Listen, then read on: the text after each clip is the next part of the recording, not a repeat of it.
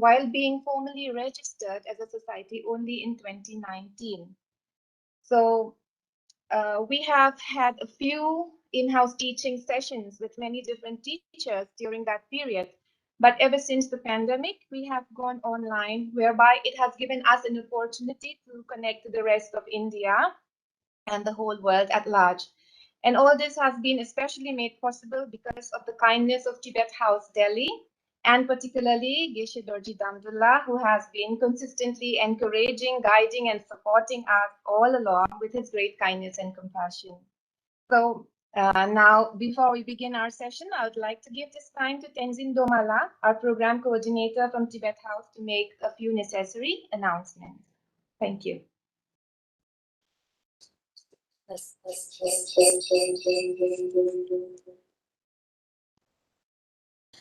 Good evening, everyone, and I'm Tenzin Domala. Thank you, Mona Lisa, for the opportunity. Before we start the program, I request everyone to keep your videos on and microphone on mute to avoid the interruption. So those of you who are not familiar with our Tibet House, our institution, I would like to give an overview of Tibet House. It is a culture center of His Holiness the Dalai Lama, founded in 1965, and to preserve and disseminate the unique cultural heritage of Tibet and provide a center for Tibetan studies. We also have a museum of valuable Tibetan arts and artifacts, as well as library and a conference hall where the weekly philosophy classes and lectures were held.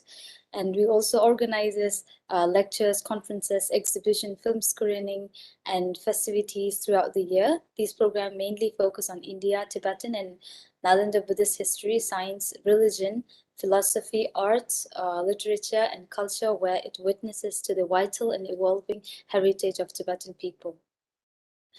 So we also offer 2 different courses on Buddhist philosophy at present. 4 years Nalanda Master's Course and Nalanda Master's Course and Nalanda Diploma Course, in which in Nalanda Master's Course, 360 participants are enrolled from 39 countries, and a 1-year diploma course in Nalanda Buddhist philosophy, in which 547 participants are enrolled from the 41 countries, which has been completed with the 2 batches. And we also offer Tibetan language course every 4 months. Till now, 20 batches have been passed so far. So before I swift over to the Mona Lisa the mic, and I would like to make a few announcements, if I may allow. We are offering the Nalanda Diploma Course Batch 3. Just a second.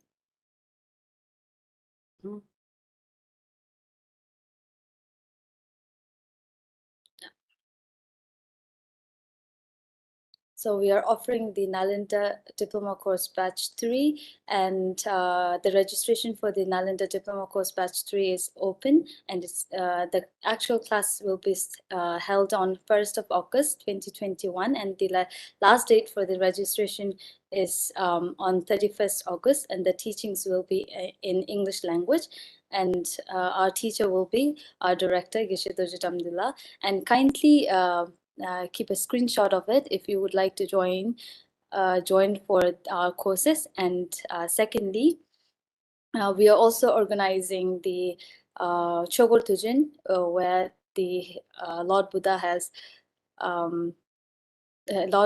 observed the first turning wheel of Dharma, and on this auspicious day, which is held on 14th of July, Tibet House is organizing 3 principal aspects of the path, a teaching on 3 principal aspects of the path, and in Tibetan, it's called Lamsa Namsum, and we also observe the aspirational Bodhisattva vows. So those who are interested, the registration links and everything will be given in our Tibet House website. So please do register, and if you would like to know more about our upcoming programs, and please email us at office@tibethouse.in, office@tibethouse.in. Thank you very much. And I would like to give a mic over to Mona Lisa. Thank you. And yeah, and for the prayer recitation, we will do the prayer recitation before we start the actual teaching.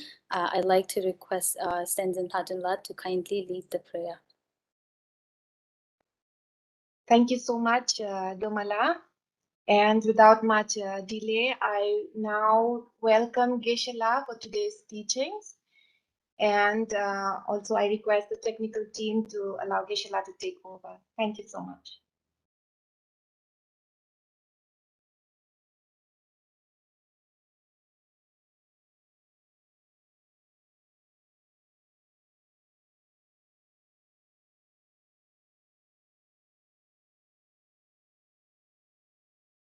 Good evening, everyone. Attached the lake, so without wasting much of our time, we'll recite our today's prayers by setting up proper motivation. And let's take a moment to think about three parts of the proper motivation: refuge field, bodhicitta field, and the purpose of the practice. For refuge field, I invite you all to visualize Buddha Shakyamuni, His Holiness the Dalai Lama, Arya Nagarjuna, Bodhisattva Shantadeva, Acharya Chandrakirti, and all Buddhas and Bodhisattvas in front of you, and they are looking upon you with immense kindness and unconditional love. Moving on to Bodhicitta field, visualize your two kind parents seated on either side of you, and you're accompanied by all dear mother sentient beings living none aside, and this time you are leading them in this practice. The purpose of the practice to manifest the Buddha nature within each one of us, which is the ultimate source of happiness, by removing the two mental obscurations, afflictive and cognitive obscurations. By keeping these three in mind, we'll recite the prayers from page number 3. Enthused by great compassion, you taught the Immaculate Dharma to dispel all perverted views. To you, the Buddha Gautama, I pay homage. Enthused by great compassion, you taught the Immaculate Dharma to dispel all perverted views. To you, the Buddha Gautama, I pay homage. Enthused by great compassion, you taught the Immaculate Dharma to dispel all perverted views. To you, the Buddha Gautama, I pay homage. Taking refuge in generating bodhicitta, I go for refuge until I'm enlightened to the Buddha, the Dharma, and the Sangha. By my accumulations of the practice of giving and so forth, may I become a Buddha to benefit all sentient beings. I go for refuge until I'm enlightened to the Buddha, the Dharma, and the Sangha. By my accumulations of the practice of giving and so forth, may I become a Buddha to benefit all sentient beings. I go for refuge until I'm enlightened to the Buddha, the Dharma, and the Sangha. By my accumulations of the practice of giving and so forth, may I become a Buddha to benefit all sentient beings. In dependent origination, there is no ceasing, no arising, no annihilation, no permanence, no coming, no going, no separateness, and no sameness. I prostrate to the consummate Buddha, the supreme among all teachers, the one who taught this peace which is freed of elaborations. I prostrate to the mothers of the hearers, the Bodhisattvas and the Buddhas, who through the knowledge of all lead hearers seeking pacification to complete peace, who through the knowledge of paths cause those helping migrators to achieve the aims of the world, and who through the possession of omniscience helps subduers expound a variety of teachings. The one who has transformed into the reliable guide, motivated by altruism to benefit sentient beings, the teacher, Sugatha, and protector, to you I make prostrations. The one who has eliminated the web of conceptualizations and is endowed with the divine bodies of the vast and the profound, who eternally shines forth the forever noble light rays, to you, the Buddha, I make prostrations. Inspired by wisdom and compassion, today in the Buddha's presence, I generate the mind of full awakening for the benefit of all sentient beings. We'll recite the essence of dependent origination mantra for 3 times with the melody. ॐ ये धर्मा हेतु प्रभव हेतुं तेषां तथागतो ह्यवदत् तेषां च यो निरोधा एवं वादी महाशमनये स्वाहा ॐ ये धर्मा हेतु प्रभव हेतुं तेषां तथागतो ह्यवदत् तेषां च यो निरोध एवं वादी महाशमनये स्वाहा ॐ ये धर्मा हेतु प्रभव हेतुं तेषां तथागतो ह्यवदत् तेषां चायो निरोध एवं वादी महाशमनये स्वाहा. Meaning of the Tenryal Nyingpo mantra: all phenomena arise from causes. The causes are taught by the Tathagata. The cessation of the causes as well is taught by the great seer. Profound, peaceful, elaboration-free, clear light and non-composite, such is the nectar-like dharma I have discovered. Finding no one who can fathom this teaching, in silence I'll retire into the woods. Beyond utterance, thought, and expression is the perfection of wisdom, which is unborn, unceased, and has the nature of space. It is the object of apprehension of self-realized wisdom. To you, the mother of the Buddhas of the three times, I pay obeisance. Four seals of the Buddha's teachings. All composite things are impermanent. All contaminated things are of the nature of suffering. All phenomena are of the nature of emptiness and selflessness. Transcending sorrow is peace.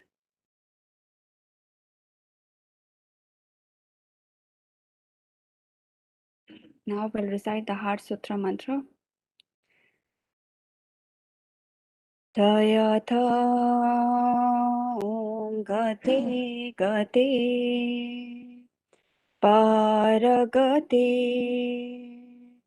Parasamgate Bodhi Swaha Tyatha Om Gate Gate Paragate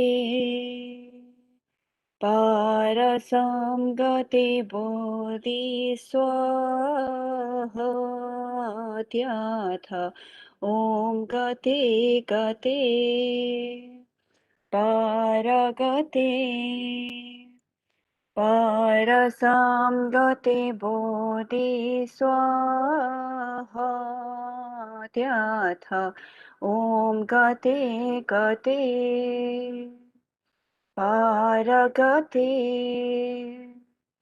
Parasamgate Bodhi Swaha Tyatha Om Gate Gate Paragate Parasamgate Bodhi Swaha.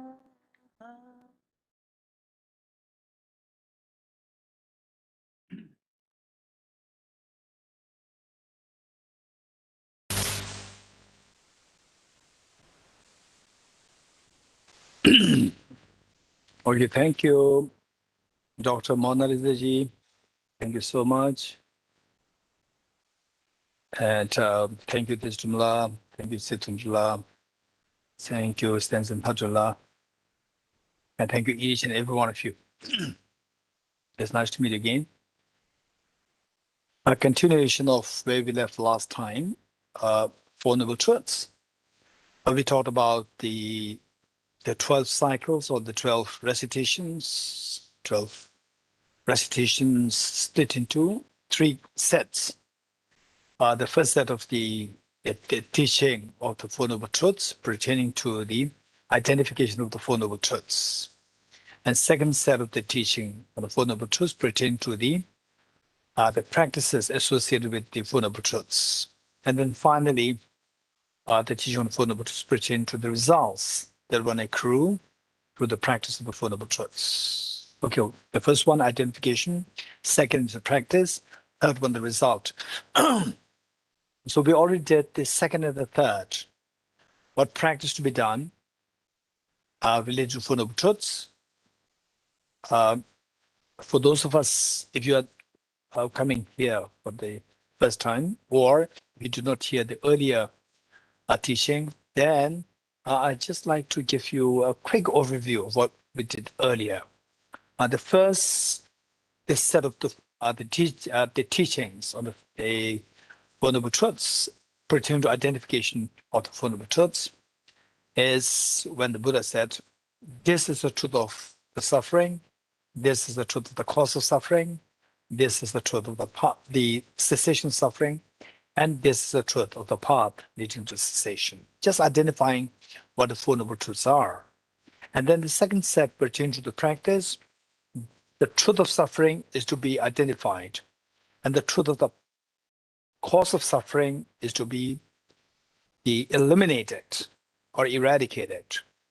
And the truth of the cessation of suffering is to be actualized. And finally, the truth of the path leading to cessation is to be meditated upon. So if you practice these four things, like suffering you identify, then the cause you eradicate the cause of the suffering, and then you try to actualize the truth of cessation of suffering, the freedom from the suffering, and then you resort to the means, to the path to get there, to the state of the cessation. What results will we get? Then the Buddha said, the truth of the suffering, although it is to be identified, there's nothing to be identified. The truth of the cause of suffering, although to be eradicated, there's nothing to be eradicated or nothing to be abandoned. The truth of cessation of suffering, although to be actualized, there's nothing to be actualized. And finally, although the truth of the path leading to cessation is to be meditated upon, there's nothing to be meditated upon. Okay, so these two, the second set and the third set I already explained earlier. Now we're doing the first one, identifying the four truths. When the Buddha taught that truth of suffering is to be identified, this is the truth of suffering. This is the truth of cause of suffering. What do you mean by truth of suffering? We all know what truth of suffering is. We all have some form of experience of pain in our life. Okay, just raise your hands who agree with me that yes, I have enough of pain in my life. Raise hands.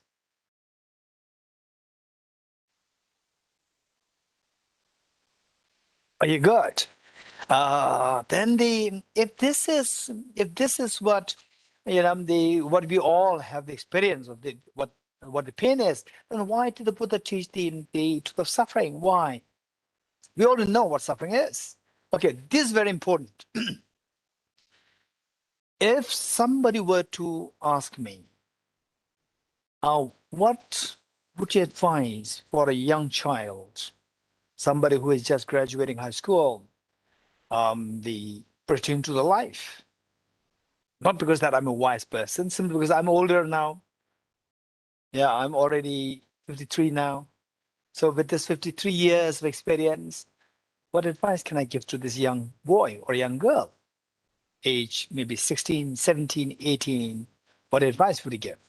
I would say that keep growing in your knowledge, keep growing in your compassion. Then you will see as you grow older, say, when I was younger, when I first taught the Emory students, that was like almost 17 years ago. I don't remember having a white hair. Now so many white hairs coming here and there. This is reality. This is reality. So as we grow older, if we tend to miss our youth, which means that we are not a Dharma practitioner. As we grow older, if instead of missing your youth, you feel that, okay, I'm happier now. If this is what is happening to you, then you are a real Dharma practitioner. So that happens only if we have been growing ourselves in knowledge and in compassion. You become very rich in knowledge. You become very rich in compassion. Accompanying the spirit of compassion, enriched compassion, there's a tremendous joy within you. So this is what I would suggest. With this mind, the Buddha's message, this is the truth of suffering. We all know what truth the suffering is, but why the Buddha is emphatically teaching us to identify the truth of suffering is not the kind of suffering that we have experienced that we are experiencing, no, this is so obvious. Buddha does not repeat it. Buddha will not repeat it in the first place. So what does the Buddha mean? What does it mean by this is the suffering when the Buddha taught it this way? So the other point is that even identifying what the suffering is, there are so many layers of suffering, so many layers of suffering. What we identify as a suffering, there's extremely gross ones. We don't identify the subtler sufferings. If we don't identify the subtler sufferings, the problem is that we will never work to get rid of those subtle sufferings. If we don't work to get rid of those subtle sufferings, we will continue to suffer. We'll continue to suffer. So the Buddha so kindly, so compassionately, he helps us to identify the subtler level of the suffering. Okay, so the point is that the suffering in space, in time, and then the profundity of the suffering, space and time. Let's say that, okay, I'm in Tibet house, all the stuff, they're nice, I'm very happy. Say that I've no clue. I've forgotten the kind of the suffering that I have when I was in some other place. I forgot that because that I'm in a different place, space. I forgot that suffering. So I could not see the suffering in the vast expanse of the space. And then say one time I was going through a very difficult time. And then the next time people are celebrating my birthday. I'm so happy. I forgot the pain that I had, that I experienced in the earlier times. And this pain is bound to repeat afterwards. I forgot that. So that is my say the lack of capacity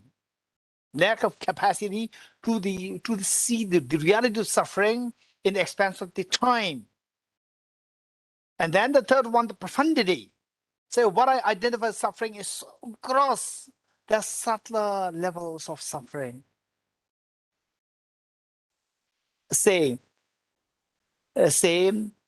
eating extremely, say the food with so much of salt in it. We see that, oh, it's a torture for me. But there's a very delicious food with the poison in it. The rest is so well, and the poison is so subtle that you do not identify it. And you enjoy it. It's very subtle suffering there. But we enjoyed that as, oh, this is so delicious food. Last night, I was really tortured to take this food with so much of the salt in it. So now it's so delicious food. There's a subtle suffering there. So the point is that we have to keep growing to know so finally, the point is not that, that, okay, it's all about suffering, all about Four Noble Truths, suffering all the time. The Buddha teaches all suffering, right? It's enough suffering, to hear about suffering. I'm really fed up with this. I'm so tired of it. Yes, that's true. So the point is, what do you want? What do you want? Let's not forget this. With any exploration, with any studies, reflection, whatever, one thing that we need to keep in mind is, let us never forget this, the first question, that what am I expecting? What do I like to have? What do I want in life? So some of you may say that I want a little bit more money. Some of you younger ones may say that I want a promotion, or I want a holiday. Or some of you may say that I want to be away from the COVID. And I want to get an injection for the younger ones, vaccine. Younger ones who are yet to get the vaccine. Oh, I'm struggling to get the vaccine. I'm still not getting the vaccine. And some may say that, okay, I want to get the admission in a good university.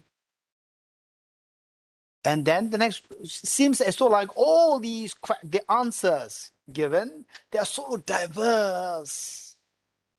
They are so diverse and so many answers. But if you ask the same question, Why do you want to join a good university? He was okay, so that I'll be very happy. Why do you want a promotion?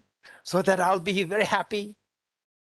Why do you want to get the vaccine for the COVID? Oh, so far I've been waiting for this. I'll be so happy if I get it. Why why do you want more money? Oh, then with money, I can be really happy. In all, when you ask the second question, then all the answers will boil down to the same point. I want to get rid of my miseries and I want to have the happiness. This is what we all are seeking. And with these two facts, there's no difference between the males or the females, rich or poor, Buddhists or non-Buddhists, or Asians or non-Asians, Northern, Southern, Eastern or Westerner, no difference. These are two things which holds true, across the world of the humanity, across the sentient beings, across the world. This is the fact. Now, if this is a purpose, then when the Buddha said, this is the truth of suffering, this is the truth of cause of suffering. So, in order to get rid of your problem, your illness, first you have to identify what your illness is, that you are suffering. You have an illness, you have to identify that. Without identifying that, you can keep going like this. Okay, it seems like, I'm lazy. I don't want to do this. I don't want to do that. I'm lazy. Sometimes this actually happens. Some of my friends, they call me Geshe. I like to apologize. I'm very lazy. I cannot, they catch up with my studies. I cannot do my daily practices. I know that a person is on heavy medication. I know that. So I said, no, it's not your laziness. Anybody who's going through going through what you're going through now, anybody who should be going or who goes through what you're going through now, the person will behave in the same way. Because you are going through a heavy medication. Because of this, the whole body becomes so lethargic. You cannot really do anything. You don't have the energy to do that. So it's not because of your laziness. So the point is your illness. It's a physical illness. So till you identify that, you describe yourself as lazy, and you will not work. You will not put effort to get rid of this problem because you don't know that you're going through a problem. You don't have you don't know that you have the physical problem or the illness. So first of all, you have to identify that you are going through illness. Number one. Once the illness that you're going through, the next question is what causes this illness? What causes this illness? What is the cause? You have to check it. In fact, let us all be wise. This is so important. Let us all be wise. Why I'm saying this is that I come across many people. In my life, I meet lots of people. And one time I met a person. And the person was talking about, his depression. I really felt the sympathy. Then I asked him, okay, so I'm very sorry. And the person said, I'm on antidepressants. Then okay, so what do you do? How can I say don't take the antidepressants? And the person said that I asked, may I know the reason why you go into this depression? That you have to take the antidepressants? Then the person said that because my boss does not treat me nicely. Are you in the same job? The gentleman said, yes, I'm in the same job. I said, then don't take the medications. You are taking the medicines, these medicines will not remove your boss. Your problem is not because of any other reason, it's because of the boss. And these medicines will not kick out the boss. These medicines will be extra poison in your body, antidepressants. So what you do is try to change your job or change the mind of the boss. If you cannot change the mind of the boss, change the job. Don't take the medicines. You are killing yourself. I told him. The cause is not because of some other reasons. It's simply because of this boss. As long as the cause is there, the effect is bound to be there. Your depression is bound to be there. So this, taking the medicine is just this symptomatic treatment. It's not a real treatment. The real treatment is to get rid of the boss, or you get away from this boss.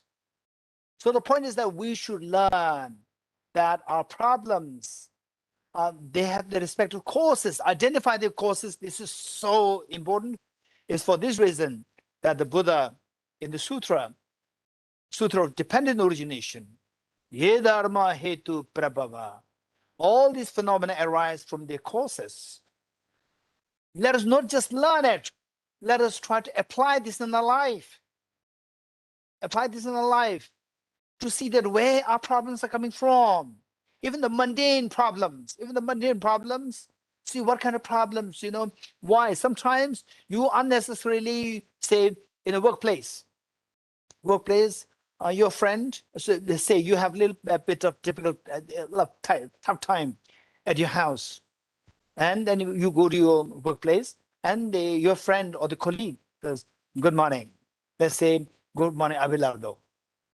And then instead of, because you have a little friction at house, so you do not respond to the person. And the person will feel sad. And the person will, what happened? And then the next meeting, the person will be very unhappy, show unhappy face to you. And then you feel unhappy. And you come back, you said, this person is, so why he's showing anger towards me? You created that actually. You are the cause of that. So these are things, small things. Just identify the cause. Oftentimes we are responsible. If we can change our attitude, the things can be changed. Oftentimes. But there are cases where other factors, external factors, are also responsible. Okay, so with this in mind, the point is that we need to identify the suffering, the real suffering so well if you don't want to have the suffering. Now, once you identify what the suffering is, what's the cause of suffering? How is that coming? How does that arise? How is that arising? The sufferings, how do they arise? This is the next point that we have to explore. And then once you identify what the cause of the suffering, then look for the remedies. With the remedies, you can imagine what the resultant state is going to be like, where you are free from the suffering. You can imagine that. So with this in mind, what is very important is to identify what the suffering is. And the suffering, as I said earlier, that we have to keep growing. Where earlier we identified suffering, very gross level of the suffering, and the next level, we identify the subtle level, and then subtler and subtler, and then finally go to the depth, the subtlest of the suffering. You identify this, identify the cause of suffering, eradicate this, you're totally freed. This is what we have to do. In other words, in our life, keep growing. If you're in your 20s, don't stay stagnant. Keep growing. If you're in your 30s, keep growing. 40s, 50s, 60s, 70s, 80s, it doesn't matter. Keep growing. Okay.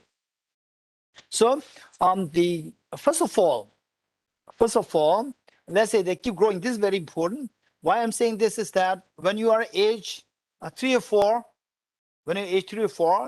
your parents give you a teddy bear toy.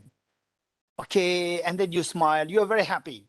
And then you smile. Your parents are happy. Everybody will be happy. Then you are in your high school. Still, you hug the teddy bear. You smile. No, don't do that. You're in high school now. Don't keep holding your teddy bear all the time, right? Okay, before high school, let's say when you're in a class, let's say the class 1 or 2, right? Then you learn, after teddy bear, then you learn A for apple, B for ball, C for cat, D for donkey, and so forth. Wow, your mother is so happy. Your dad is so happy. Wow. And then my daughter can say A for apple, B for ball. When you're high school, don't say A for apple, B for ball. When you're high school, still you say A for apple, B for ball. Right? Something is wrong with you. You have to keep growing. So when you become a professor, still don't say 2 3 6 2. Don't say that. When you become the level of the PhD and professor, you should talk higher level. So we have to keep growing. This is so important. Oftentimes, in the mundane sense, we grow, but in reality, we remain a small child all the time, always holding a teddy bear. Don't do that. Not just you, myself also. We have to keep growing in our thought, in our mind. This is so important. Therefore, what the Buddha taught here, this is the truth of suffering. Buddha is not teaching, Buddha is not identifying the suffering which we already know. Buddha is helping us to identify a subtler level of suffering. Okay, before we go any further, my question to you is, what do you understand by suffering? Anybody? Raise hands. Very quick, we don't have time. Anyone? What do you understand? What do you mean by suffering? Okay, just raise your hands. As many hands can come up. As many hands can come up. As many hands. Okay, Sureshji. Let's all listen.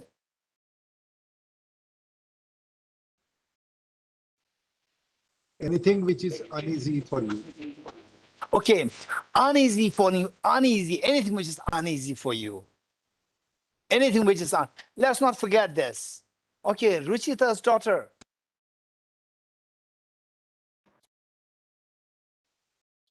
Suffering is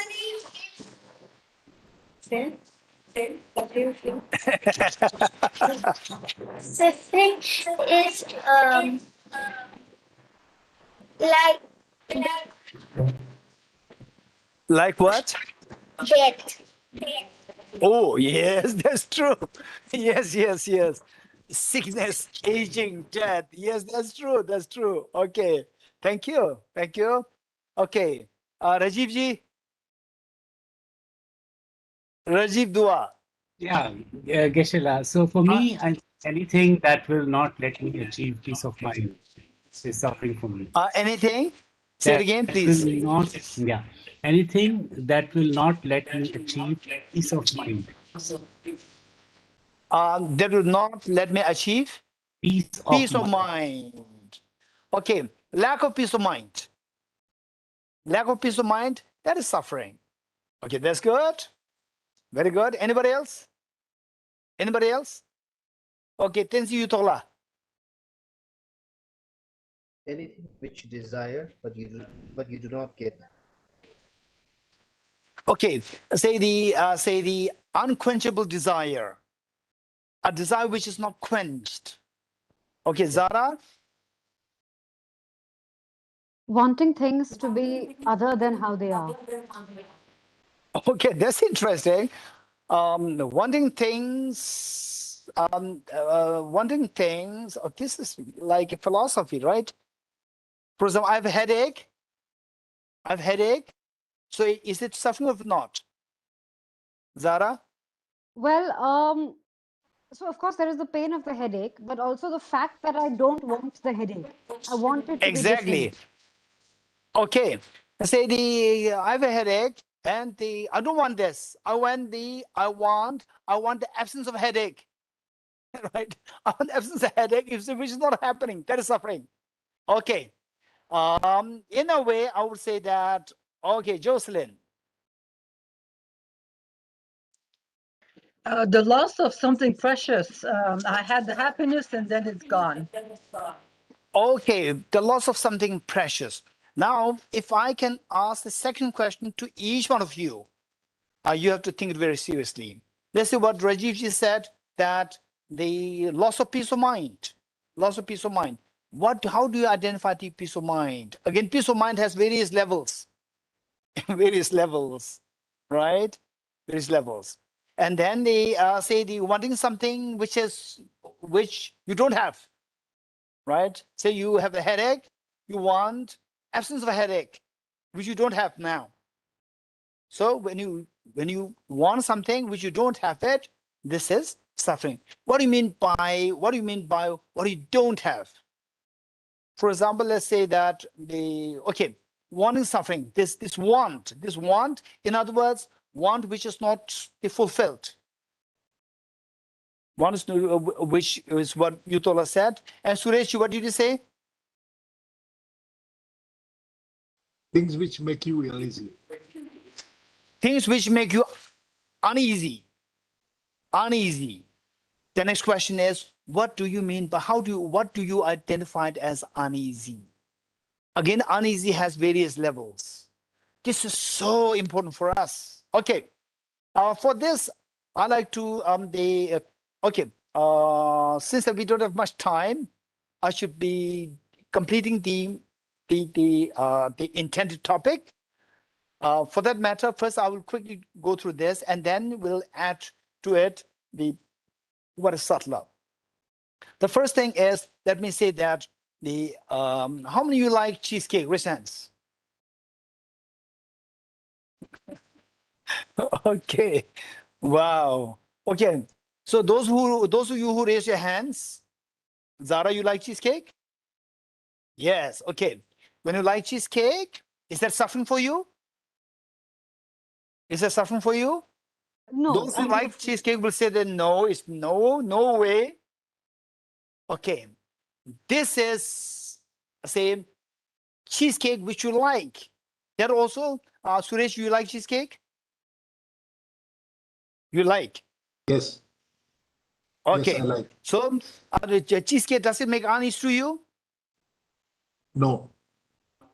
Okay, look, this is the meaning of that we need to grow. You're getting it? Okay. Headache is a problem. COVID-19 is a problem. Right? Cheesecake is not a problem. In fact, I overheard one time in my building, the last year when the first lockdown was imposed, that one of the girls in the building, I could hear from the kitchen that I missed ice cream. I miss the ice cream. Where will I get the ice cream? And other girl was shouting, scolding the girl. I could hear that, saying that it's lockdown. There's a COVID. What are you talking about? The ice cream. I miss it. I miss the ice cream. Okay. So what I'm saying is that say this is like I miss the teddy bear. This is what I meant by don't hold on the teddy bear when you're in high school. Don't say A for apple, B for a ball when you're in a PhD, right? So we say ice cream, cheesecake, these are not suffering. No way. This is the meaning of holding on to the teddy bear. We are already in their 20s, 30s, 40s, 50s, 60s, 70s, 80s, still we hold on to the teddy bear. Okay, now the point is that when the Buddha said, this is the truth of suffering, Buddha identifies 3 kinds of suffering. Let's not forget it. This is so important. And in fact, initially, you're hearing something which you can't really imagine, right? You can't really imagine that you're hearing something which is unbelievable. And it may make you a little bit uneasy, but explore more. This is how we keep growing. This is how we keep growing. We grow. And then your thoughts, for example, like I say, the incredibly matured, revered beings, for example, like Mahatma Gandhi, His Holiness the Dalai Lama, Mother Teresa. Mother Teresa will never think about her birthday celebration. She will never think about it. And if you say that, oh, the Mother Teresa, we like to celebrate your birthday, we will like to throw a party for like say the $10,000 US. She will say, please give that to me. I will feed the small children. I will feed the hungry children. She will never think about this. For her, these are not the joys. For her, the joy is different. For her, the joy is what transcends how the ordinary people identifies as joys. Okay, so this is very important. The 3 kinds of suffering are taught. Okay, the first one is known as the suffering of suffering, or the manifest suffering. The first one is referred to as the manifest suffering, and second one is known as the suffering of change, and third one is the pervasive conditioned suffering. Pervasive conditioned suffering. Only when we identify the third suffering, we can expect to be freed from all the sufferings. The fear of the COVID, the fear of this little girl, Bodhichitta's daughter said that the fear of death, all these, you can transcend all these fears when we identify and eradicate the third level of the suffering, the pervasive conditioned suffering. And I'll quickly explain what these three are. Number one, the manifest suffering, or also technically referred to as the suffering. So that is the suffering which we all can identify as suffering. Even the animals can identify them as suffering, like headache, sickness, aging, death, tension, fear, the feeling of uncertainty because of the COVID, and they say the what? All the feeling, all what we identify as suffering, with anybody can identify as suffering, that is known as the manifest suffering. This is not the Buddha's teaching. This is something we all know, number one. Number two, the suffering change. All contaminated happiness are to be identified as suffering change, including the joy of cheesecake, including the joy of holding teddy bear, including the joy of somebody praising you for you to be able to say A for apple, B for ball, and so forth. All these mundane joys are identified as the second level of suffering. Only then you can upgrade yourself to the higher plane of, say, the realizations, suffering of the change. In other words, all the mundane happiness identified as suffering change.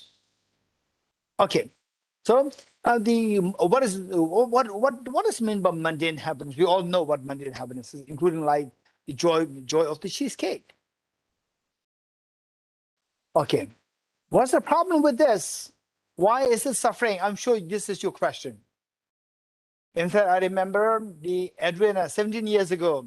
Adriana, when I was teaching Adriana and her group. Adriana, raise hand.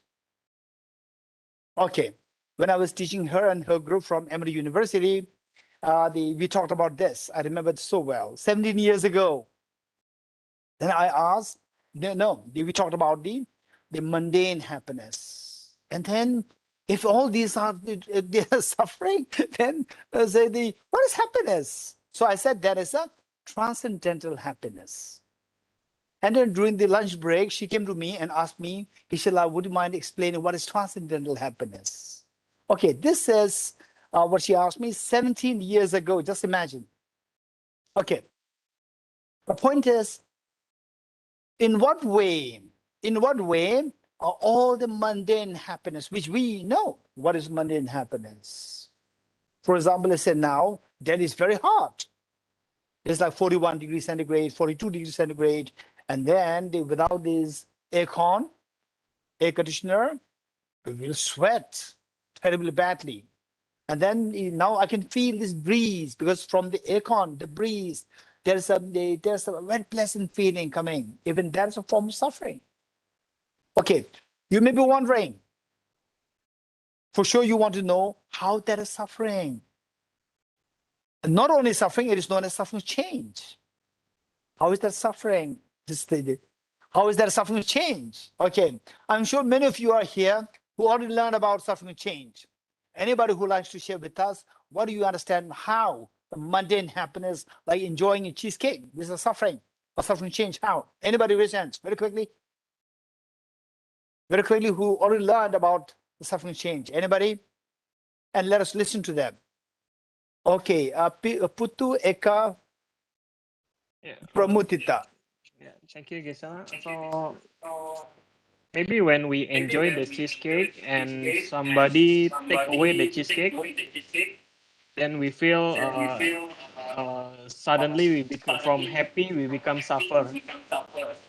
Okay, so first moment we enjoy the cheesecake. The second moment somebody took away the cheesecake, and then you suffer. So there's a change happened from happiness to the unhappiness. This suffering change. Okay, I'm not going to comment on it as of now. Anybody else? Okay, Dipti ji. Hello, Geshe. Yes. With the same story of cheesecake, you may enjoy it, but you may be lactose intolerant. and so it might cause you a lot of pain. Okay, you eat the cheesecake, you enjoy it, and then you have the lactose intolerance. Yeah. Lactose intolerant problem. So you have the stomach issue, right? Stomach issue. Okay, that is suffering change. Anybody else? Geshe, can I say something? Okay, Professor Renugaji. Anji. Well, if you just give me cheese of cake all the time, I will really suffer. Okay, the first cheesecake is nice. But if you give it Yes. every day cheesecake, no food, no food, no food, only cheesecake, cheesecake, morning cheesecake, afternoon cheesecake, evening cheesecake, then it's a torture. Okay, so this initial nice, delicious cheesecake eventually turns to be a torture. That is suffering change. Good. Anybody else? Okay. Okay, Mona Lisa ji.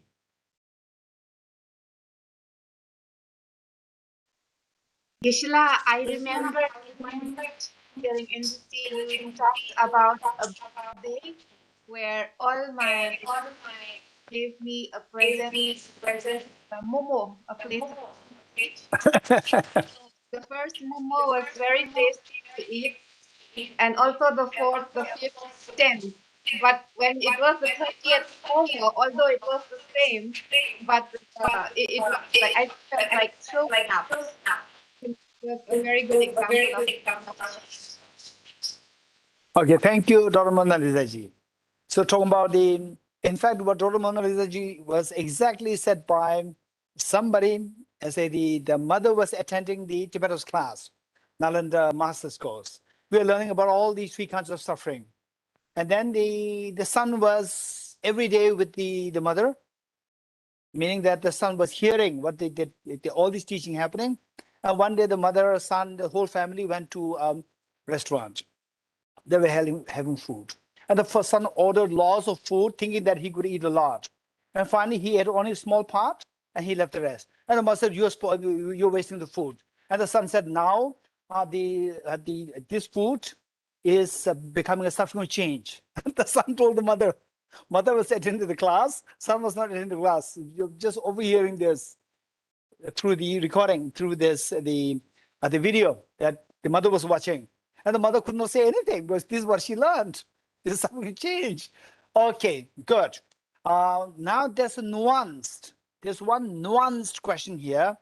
The question is that okay, what Dr. Mona Lisa said, to make it very clear, is like the same, and also what Professor Renugaji said.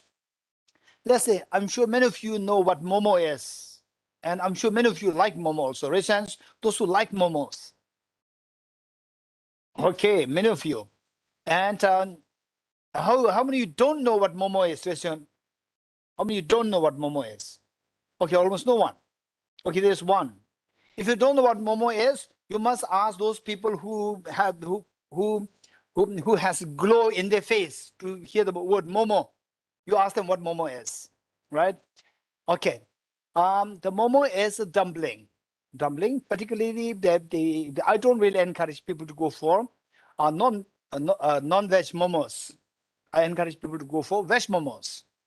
But the non-veg people, they really are crazy after this momo. Okay. So let's say that you go, say your friend invite you for a birthday party, and you are so crazy after momos. Okay, so the first plate, the first momo, you enjoy it. It's so delicious. The second momo, delicious. Third, fourth, fifth, and many of you maybe like 6, 7. Okay, now it's good enough. And then no, this is I made it just for you. I made it just for you. Okay. Otherwise, the whole thing is going to go waste. Okay, then you eat the 7, 8, 9. Now it's compulsion. It's not a joy. And then the number 10, 11, you just feel like throwing up. What Dr. Mona Lisa said, you feel like throwing up. Okay, which momo is delicious? The first one or the 20th one? Which is more delicious? Of course, the first one. I'll keep the first one last. keep the first one last, the first one which is so delicious, let us keep it last. No difference. It's the same thing. The first one which you found is so delicious, even if you keep it last, you eat it, it'll make you throw up. There's no difference.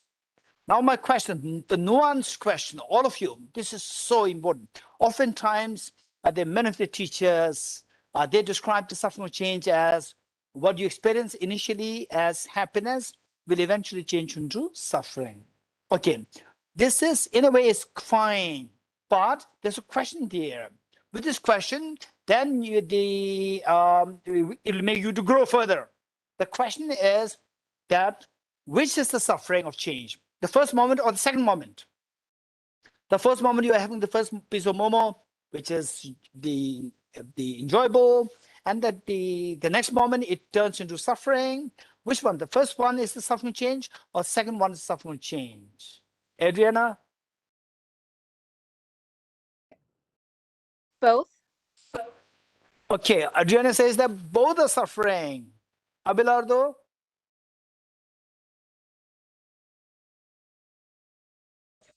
Yes, Krishna. It's in the first moment, but the first moment of the momo is delicious. The second moment is the second moment, meaning when the last part, it makes you throw up. Yeah. So But which of the two you are identifying as the truth of suffering change? The first or the second? It's in the first. If it's in the first moment, because there's a bait there, because we're enjoying it, but we don't really think it's going to change, but it's going to change. So that's it's a permanent phenomenon. So then we will start suffering because we don't have no more, or we're full of momos. So in other words, Abelardo, what Abelardo is saying is that the first moment is of suffering change. Okay, that is so important. Let's not forget it, right? Say the first moment you enjoy it, then it eventually changes into suffering. When you say this, which one? The first moment or the eventual suffering? If it's eventual suffering, that is not suffering change. That is a suffering of suffering. This is a suffering which anybody can identify as suffering. The second moment. Now the real suffering change is this first moment. First moment, when you enjoy it, that is the suffering change. Because eventually when it changes into suffering, which makes you throw up, that is the manifest suffering. That is not the second suffering. That is suffering which anybody can identify as suffering, but it's the first one, first moment, that is suffering. So how is that the suffering when you enjoy it, the first moment? Okay, Deepti. Hello, Geshe-la. To add to what Sir was just telling and what you were summarizing, isn't the suffering actually before even the first morsel? Let's take someone who is an addict, who is going through an addiction, whether it is to alcohol or drugs or food or anything or an experience. You would even take that first thing because something has pushed you to that first thing. And it may be pleasurable for that second, but then it's just a loop of... Okay, Devji, what you are saying is that you take the first bite, that is the suffering because that will take you to addiction.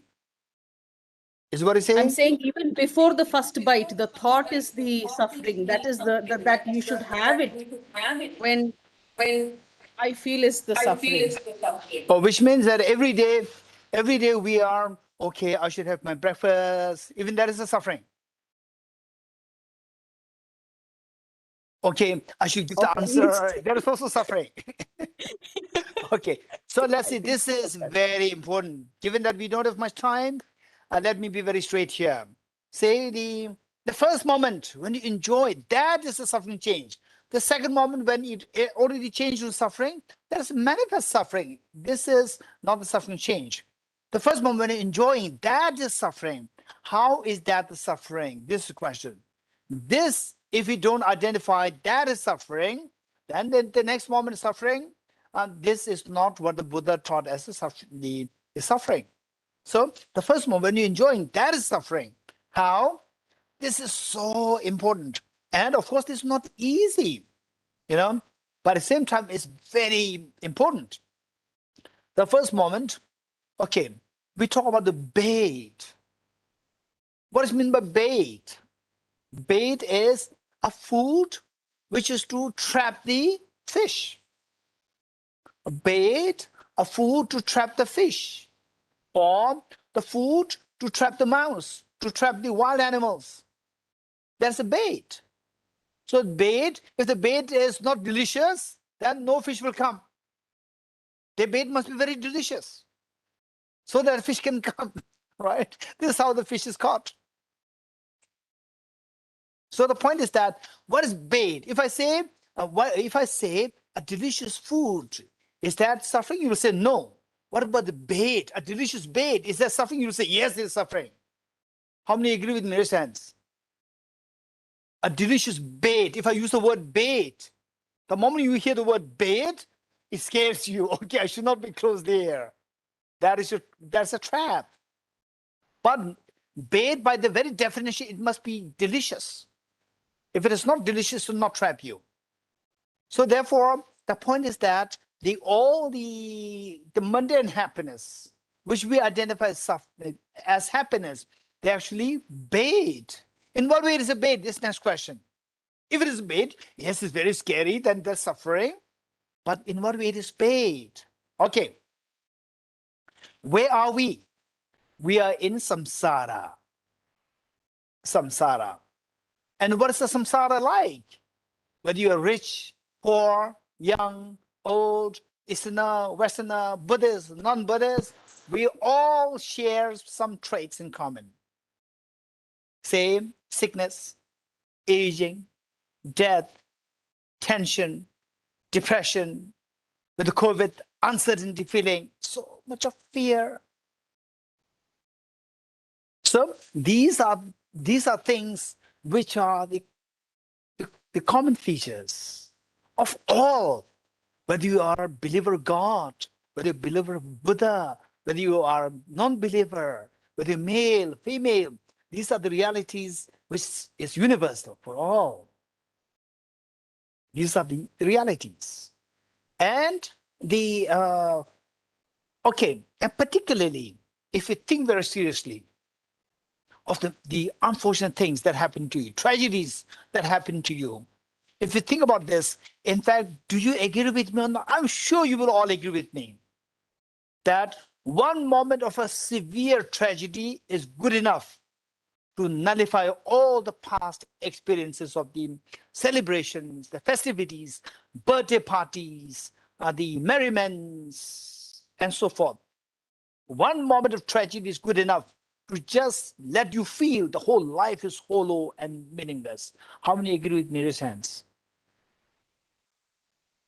Exactly. One moment is good enough. And the merriment, one moment is not good enough. You need, one after the other, one after the other. Whereas tragedy, one moment is good enough. This is what samsara is. And if I give you a choice, let's say that I'll let you have a dream. I'll let you dream, meaning not just a metaphorical dream, the real dream. You go to bed, and then with my magical power, I will make you have a dream. And what is that dream? The dream would have like the 100 components, 100 segments, 100 episodes. And the first 99, they are incredibly beautiful moments of the dream, extremely exotic dreams, so nice dreams, pleasant dreams. And the last moment is when you meet with a ghost, you meet with a tiger coming to attack you and eating you life. So that is the last moment of the dream. So I give you a choice. Do you like to have the whole package of the dream? And I will not let you have the first 99 dream alone separately. No. If you take the first 99, the 100 will accompany. You have to take it as a package. Do you want to take that package, or you want to keep alive? You want to keep awake, not dream at all? Which do you like to do? Listen, just raise hands, very quick. Okay, just tell me those who would say that the second one. then I will not go to. I'm not going to have a dream at all. Raise hands. Very good. Those of you who raise your hands, which means that you are a very realistic person. Some people, they, no, nobody's dead. Even if you dream that tiger is jumping, you are not actually dead. You are not, nothing really happened to you. It's a dream, which means that you don't understand the nightmare, the meaning of nightmare. Nightmare meaning that in the dream, you got into trouble. Not the real trouble, just the dream trouble. And you see it so real that you go through so much of mental anxiety and stress. This is a nightmare. So I'm glad that you understand it. Now, if you say them, so why not? This whole package of the dream is so nice. The first, at least the last one is bad, but the first 99 out of 100, only one is bad. 99 is so nice. Why do you want to have this dream? Anybody raise hands? Very quick. Very quick. Anybody? Okay, Shantila. Usually you have no control about what's going to happen. And it's unsatisfactory. Okay, it's unsatisfactory. No, but the first 99 days very satisfactory, so fulfilling. Yeah, you have no control over what you're going to dream about and the whole experience. Okay, good. The Michael Nixon.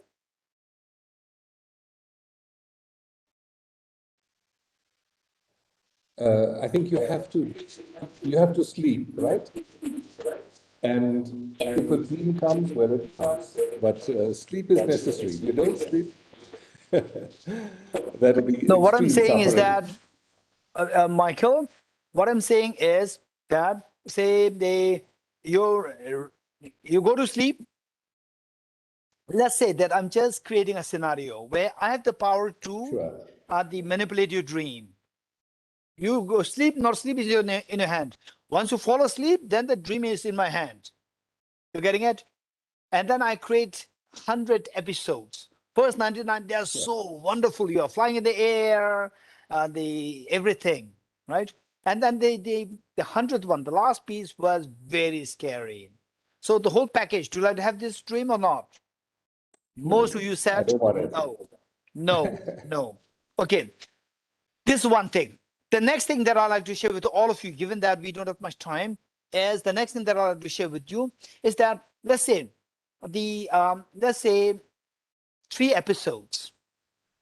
3 episodes. The first, you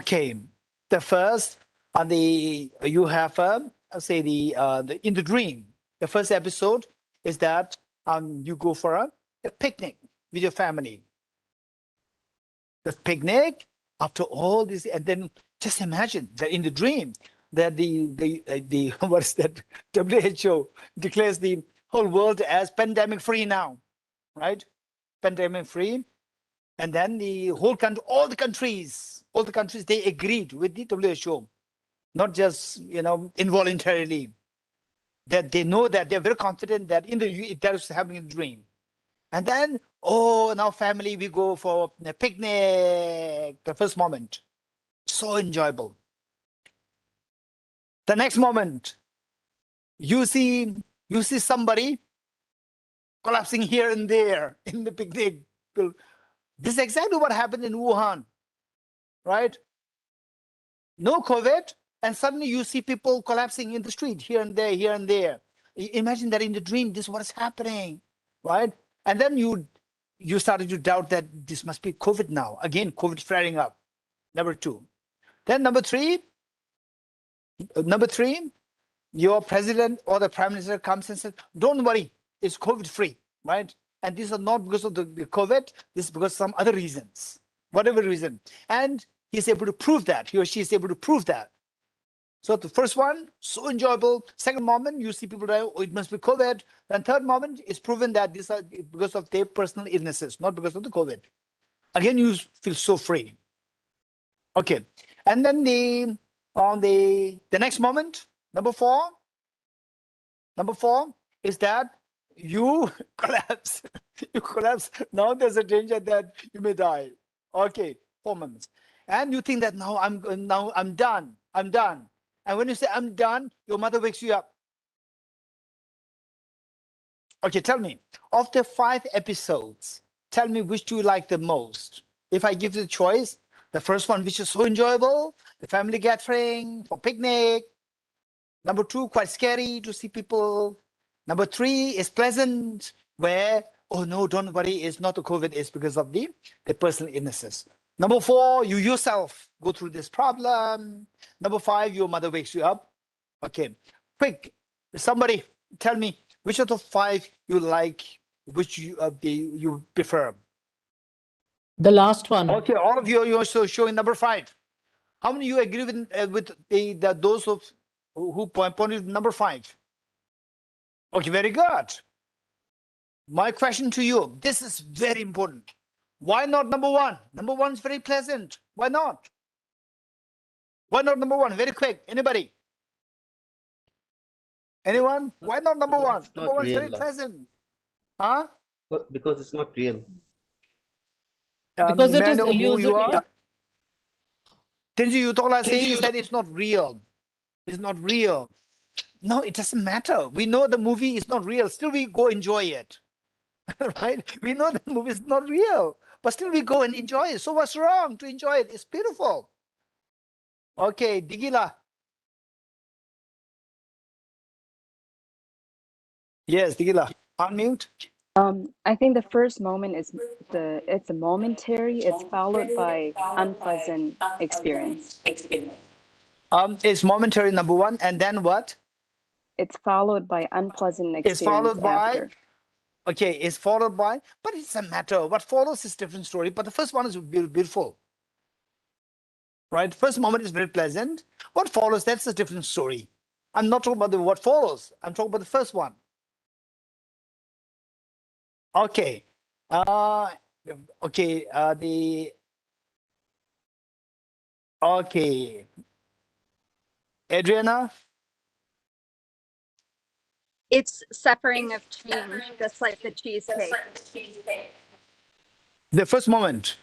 So why is it? How is it suffering? No, you are really going out with the family. It's so nice, so happy.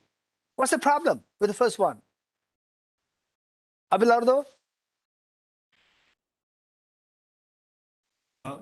We already are suffering, and so the dream of the picnic is trying to get away from that suffering instead of solving the suffering. So it's trying to take you away from suffering. Oh, we are tired of COVID now. Luckily, the whole world is not COVID free, so we can go for holiday. What's wrong with that? Okay, I know that, yeah, I cannot give I cannot articulate the answer, but still there's some problem there. I'll give you an example to make it clearer. This is so important. Okay, let's say that Dr. Mona Lisa ji, Fariza ji, then the Bhaskar ji, then Chungila, and all the Ngari Gazeling, the executive members, they said that, wow, this group is amazing, very active in this attending class. So we will give you a treat. What's the treat? So that's all happening in the dream. What's the treat? The treat is that we will take you to have audience with His Holiness the Dalai Lama. How many of you like it? Raise your hands. How many of you like to have this? Wow, that's amazing. Wow, thank you so much. Farizala, thank you so much for all these things. Wonderful. Then imagine that you are going to the Farizala and all of them are taking you to the audience with His Holiness. And the His Holiness, okay, Farizala, and hey, Mr. Bhaskar, where's Mr. Bhaskarji? Mr. Bhaskar, okay, let's have a tea together. How many like to have a tea with His Holiness the Dalai Lama sense? How many like this thing that His Holiness is inviting you for a cup of tea? This dream. How many like to have this dream, raise hands? Very good. Number 2, question number 2, right? The first question is, how many of you like to have this dream that His Holiness is inviting you for a cup of tea with Him? We all raise our hands. My second question. How many of you will have this dream tonight? Raise hands. How many of you will have this dream tonight? Why not? Nobody's raising your hands. It's a very pleasant dream. Why you are not going to have this dream? Anybody raise hands? Anybody raise very quick? Why you are not going to have this dream tonight? Okay, Gayatri, you have to answer. I know. Okay, Josie, you have the yeah. What the? Okay, somebody else. Anybody? Okay, Zara. Not in control of the dream. Okay, very good. So all those earlier hands who they're all the experts, right? I'm not asking them to giving them chance because they're experts. They are from Nalanda, a diploma course batch 2. They're expert in this, right? So they'll give the politically correct answer. Okay, so what Zara said is that we don't have to control. That's very true. Let's not forget it. The dream, nightmares are there, pleasant dreams are there. Nightmares, nobody wants it. Even the pleasant dreams, therefore, there's a problem. What's that problem? The problem that we don't have the control of the dream. This is all this very pleasant dream, but we don't have the control of this dream. Let's not forget it. So the pleasant dream, this is a lack of the control, lack of freedom. You don't have the freedom to choose the dream. So lack of freedom is misery. Misery is samsara. Even the pleasant dream is also samsara because you don't have there's a lack of freedom to choose this dream. There's a lack of freedom to choose the dream. And how many of you, so let's say, that how many of you will have a very nice time after 5 years? Guaranteed. You know, after 5 years, I will have a very nice time, whole 1 year, nice, guaranteed. How many of you are guaranteed? Raise your hands. You don't have the freedom to choose what you're going to do after 5 years. You don't have the freedom to choose what is tomorrow. That is known as a lack of freedom. Lack of freedom is misery. You're getting it? So having a cheesecake, having a pleasant dream, these are all where you don't have the freedom to choose. So lack of freedom to choose, that is suffering. So that if somebody were to ask you, what is the subtlest version of suffering? In what way we can grow to the highest level where we know what suffering is? Lack of freedom. Lack of freedom. Lack of freedom to choose something. Lack of freedom to choose something. That is suffering. Now, how to get over this? Whether or not we can get over this, 100% yes, we can get out of this. How to get out of this? Let's say that the dream where you have this, picnic, family picnic, then the people collapsing. Then number 3, don't worry, this is their personal problems. Then number 4, you also fall. And then number 5, you wake up from all these episodes, right? From all pleasant, unpleasant, so forth. You prefer the 5th one. That is to wake up. Wake up. Wake up means that to see the dream as dream. In the first 4 episodes, you see the dream as real. Seeing the dream as real is ignorance. And the outcome is the loss of freedom. In the 5th case, you see the dream as dream. That tallies with the reality. That is wisdom. Outcome is that you are freed from the loss of freedom of the dream. Okay, so the point is how to wake up from the sleep of ignorance. So, say, in the dream, in which of the 2 cases are the chances more that you wake up? Say, when you're eating cheesecake or when the tiger is jumping over you? Which of the 2 cases, there's a greater likelihood that you'll start to wake up? Okay, raise hands. Anybody? Okay, number 2. Very good. Okay, so the cheesecake, enjoying the cheesecake in the dream, there's a dream, there's a loss of freedom there. But you don't think of getting out of this. You don't think of getting out of this. You are being held in the dream. You are the captive. You remain the captive of the dream. What made you remain the captive? The cheesecake. the dream cheesecake, right? So dream, this is the analogy of the samsara. What traps us in samsara? What traps us as captive in the samsara is the cheesecake. It's all this mundane happiness. That does not allow us to wake up from the sleep of ignorance. So therefore it's a bait. Okay, this is number 2. And then finally, the number 3. Number 3 is the pervasive conditioned suffering. Okay, now don't think that, okay, now from tomorrow, no cheesecake, right? Cheesecake is suffering, it's a bait, now there's no fun. Don't think like this. If you think like this, which means that you are still like, you know, a baby who is separated from the teddy bear, right? You may still miss the teddy bear. Okay, my mom is saying that I'm older now, my younger brother is there, teddy bear, give it to the teddy bear, I still miss the teddy bear. So when you feel like this, which means that we are not still matured. Whereas you, wow, that's amazing. What makes us not come out of the dream? It's because of the cheesecake in the dream. What makes us not come out of samsara is because of all these fears of sickness, aging, death, tension, depression, so forth. What makes us not come out of that? It's because of being trapped by this samsaric happiness. That makes us not to wake up from the sleep of ignorance. When you realize that, wow, this is amazing, so precious. If you realize this, you are maturing, you're growing. This is the meaning of keep growing, keep growing. Don't hold onto the teddy bags when you are already age 20, 30, 40, still holding onto the teddy bag. Don't hold, keep growing, keep growing. This is the meaning. Then you realize, wow, that's amazing. How to wake up then? How to wake up? How to wake up? How to wake up? Then it takes us to the next step, the cessation of suffering and the path which leads to the cessation. If you wake up, then you will be freed from all the ensnarement of the dream.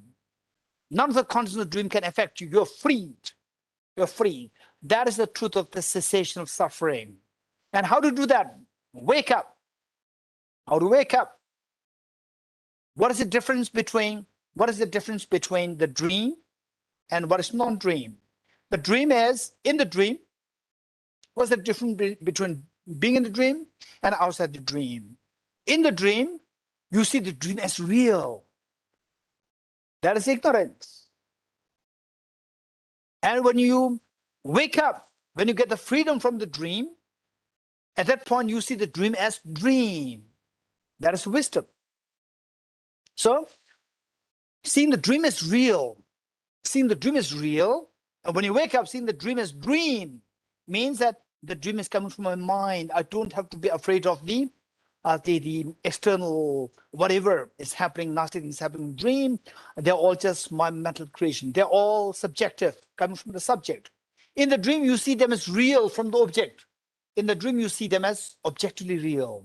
When you wake up, you see them as subjectively real. So if you want to wake up, means see everything as subjectively real. Free yourself from seeing things as objectively real. In other words, seeing things objectively real is the cause of all the miseries. Seeing things as subjectively real, this is the cause of all the freedom. So how to see things as subjectively real? This next question. How to see things as subjectively real? For this, we have to go through a very systematic study of emptiness. And I'm sure as a part of this, the LamRim teaching, there's going to be a separate session on the emptiness. I'm sure it should have at least one or two sessions on emptiness to see that nothing's really there. Things are empty from the object. Things are all coming from the subject. So there should be a separate, at least one or two sessions for that. Yeah. Okay. We have two sessions on this. Thank you. Okay. They will stop here. It's already 9. One or two questions if you have. Any questions? Raise hands. Okay, Ruchita ji. Geshe, if you could just briefly explain condition pervasive. Say it again. If you could briefly explain conditioned pervasive suffering. Oh, that's true. So we don't have time now. Okay, what is pervasive conditioned suffering? Thank you. What is pervasive conditioned suffering? Why pervasive? Why conditioned? Why suffering? 3 points. Pervasive, conditioned, suffering. Okay. Let's say that you are in the hands of a bad, or you are in the hands of the rude, cruel boss. You're working under a cruel boss. And every morning, instead of good morning, you receive scold. Every morning. And sometimes even pointing to your nose like this. Right? Okay. Just to even think of this boss, it's a nightmare for you. Right? Would you be happy? No, not at all. No, not at all. Not happy. Okay. Then suddenly you get a news that, okay, your boss is going to for a holiday. 1 week holiday. Are you happy? Extremely happy. Extremely happy. And one day, the 1 week holiday finishes very quickly. And again, the boss comes back, again, the same thing. And then the boss says, the boss is transferred, temporarily transferred for 1 year, transferred to another company. Are you happy for 1 year? Extremely happy. Extremely happy. Very happy. Then they say you just look forward to going to your work. You look forward to that. Okay. Then okay, 1 month, 2 months, 3 months, 8 months, 9, 10, 11. Oh, now 1 month more, and then the time is right approaching. Then your tension again builds up. Tension builds up. Are you happy? Never happy. Okay. Then before the boss comes, you get a news that your boss is on permanent retirement. Are you happy? Wow, this is a fun celebration. No, totally. So tell me that when do you feel happier? When you first heard that your boss is on holiday, the transfer for one year. That day, the day that you heard it, the day one you come to the office where the boss is not there, and you know that the boss will be away for 1 year. That's a tremendous joy, number one. And after completion of 1 year, then you hear the news that your boss is in complete retirement. Again, you have a tremendous happiness. Which of the two happiness is subtler? Tell me, more profound. Ruchitaji? When permanent retirement. Why? Okay, let us all listen to Ruchitaji. Why? Why not the first one? Why not the first and second same? Because when the boss is gone for 1 year, I know that at some time the suffering will return because the boss will return. But when it is permanent retirement, I know that there's always going to be freedom from that boss now. Okay, how many agree with Ruchitaji? Raise hands. Very good. This is although the boss is away from you for 1 year, still you are not perfectly freed from this boss. Still you are under the control of this boss. Somehow, mentally you are under the control.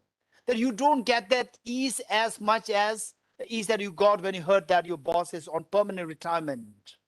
You're getting it? So your mind is not totally freed. It's still under the influence of the boss. Still there.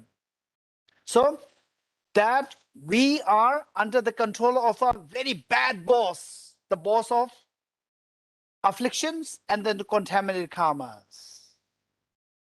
As long as we are under these two, afflictions and the contaminated karmas, these two dictate us, we will never have a reliable happiness.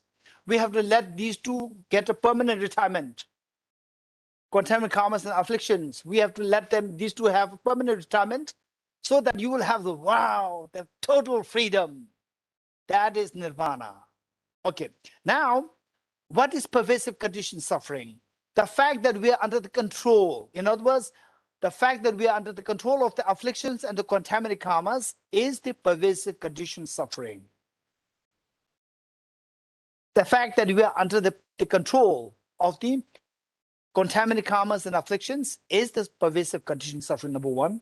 Number two, the fact that we continue to involuntarily take birth in samsara, involuntarily take birth in samsara, that is also pervasive conditioned suffering. You may be wondering, why it is known as pervasive conditioned suffering? Why pervasive? Why conditioned? Why suffering? Suffering, the first one, suffering, because as long as you are with the bad boss, whether with the bad boss every day, or say even freed from this bad boss for 1 year or 1 month, still your mind is not totally freed. That is suffering. That is suffering. So you are under the sway of the afflictions and contaminated karmas, although you're enjoying now, birthday parties and these things, still you are not freed from the contaminated karmas and afflictions. So these two bosses are there. So you are not free from them. That is suffering. And why pervasive? Why pervasive? Say, whole samsara, whole planet Earth is divided into 7 continents. Likewise, whole samsara is divided into three realms. Desire realm, form realm, and formless realm. Whole samsara is divided into 3 realms. The first suffering, it exists only in the desire realm, not in the form and the formless realm. So therefore, it is not pervasive. It doesn't pervade all the 3 realms. The first suffering. Second suffering exists in desire realm plus the form realm, part of form realm. It does not exist in the formless realm. So therefore, it is not pervasive. The second suffering, suffering change. Then third suffering, wherever you are in the 3 realms of samsara, wherever you are under the sway of the contaminated karmas and afflictions. So this suffering pervades all 3 realms. This is the meaning of the pervasive. Conditioned, that where you will go, that is all conditioned by your karma and your afflictions. We don't have the freedom. For example, for me, to take birth in this particular physical form, I have no control. My karma decided. My karma driven by the afflictions decided. And the kind of illness that I have. And then how long I will live. I have no guarantee. I have no guarantee. My karma decides. So I'm being conditioned. My plight is being conditioned by the contaminated karmas and afflictions. So that's meaning of conditioned, pervasive, condition, and suffering. Suffering because I don't have the freedom. So these two always dictate on what I should be doing. That where I will go, these two dictates. These two dictate. I don't have the freedom to choose what I like to do. Say, I don't want suffering. I don't want the hunger. But hunger hits me if I don't eat food on time. I don't want to become sick. But then I can become sick anytime. So this is all dictated by the karmas and the contaminated karmas and afflictions. So therefore, I don't have the freedom. Lack of freedom is misery. That is suffering. And conditioned, what I am, that is all conditioned by these 2 things.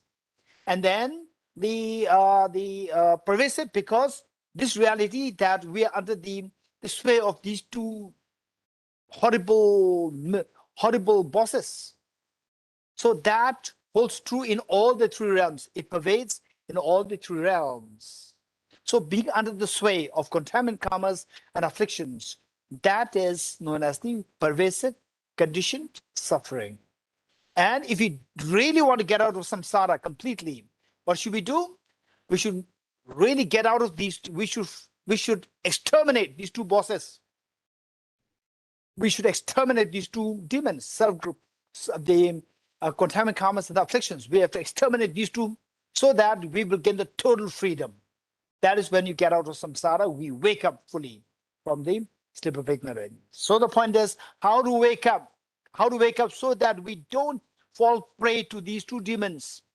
contaminant karmas, and the afflictions, so that we'll be free from these two. For that matter, we have to learn how to wake up from the sleep of ignorance, so the dream does not dictate your the state of mind. Only when you wake up, the dream does not have any say on you. As long as you are sucked up in the dream decides what kind of feelings that you go through. Happiness, unhappiness, all are decided, but you don't decide. You don't have freedom to decide what kind of feelings you go through in the dream. The dream decides for you. You wake up, the dream cannot do it. The dream does not have any say on you. You get your total freedom. Okay, this is so precious. So the next question is how to wake up from this sleep of ignorance. That is so precious.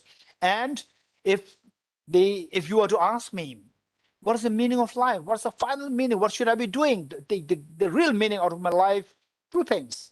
One is learn how to wake up from the sleep of ignorance. Learn how to see things as subjectively real. Nothing is objectively real. Number one. Number two, expand the circle of your love. Continue to love others. Continue to love others. Give affection towards others. Continue to benefit others as much as you can. These two things you do, you keep growing.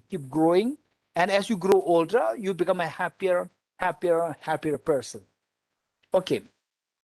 Thank you. We'll do the end intervention prayer. Stenson Hajule.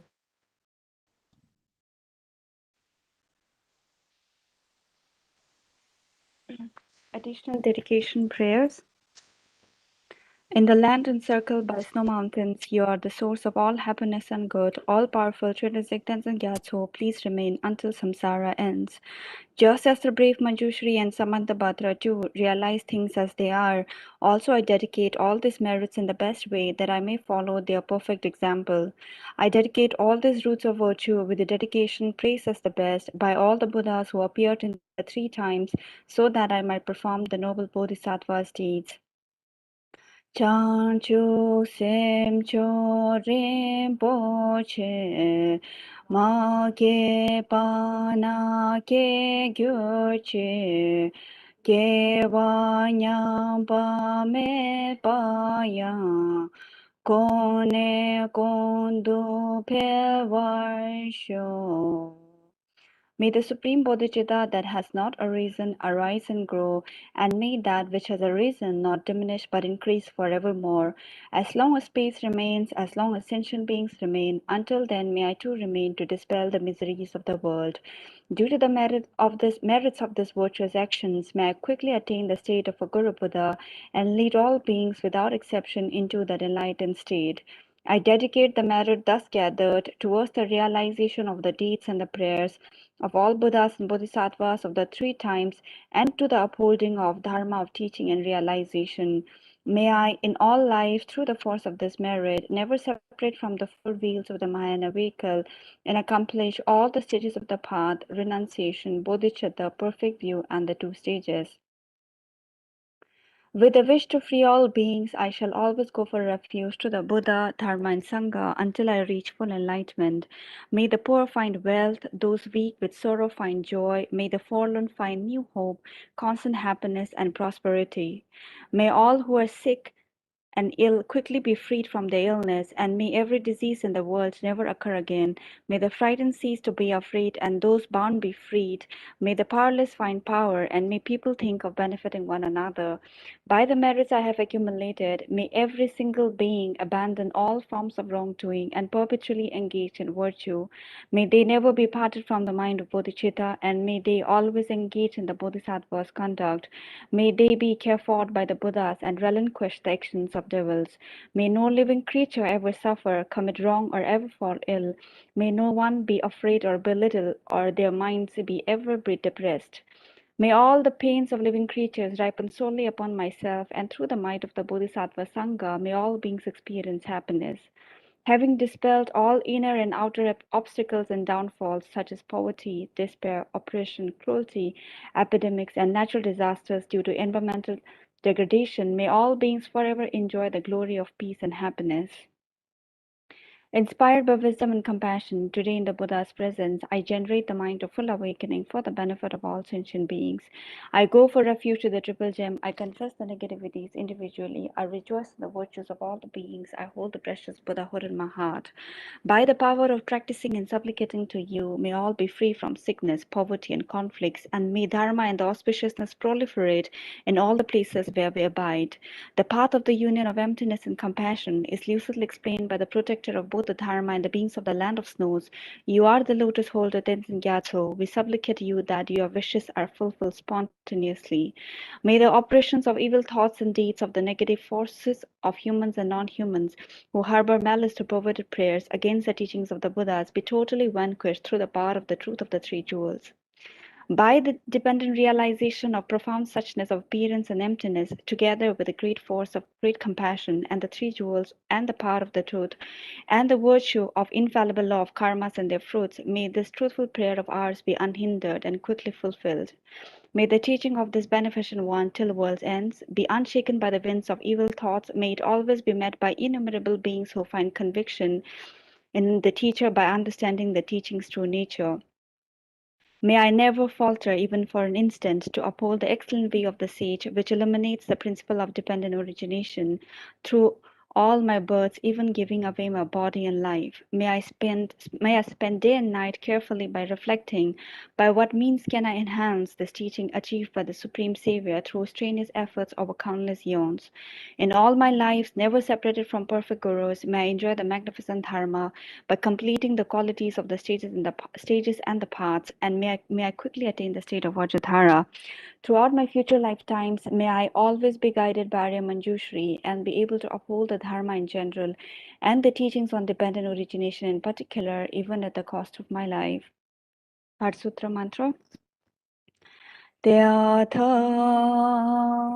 Om Gate Gate Paragate Parasamgate Bodhi Swaha Tyatha Om Gate Gate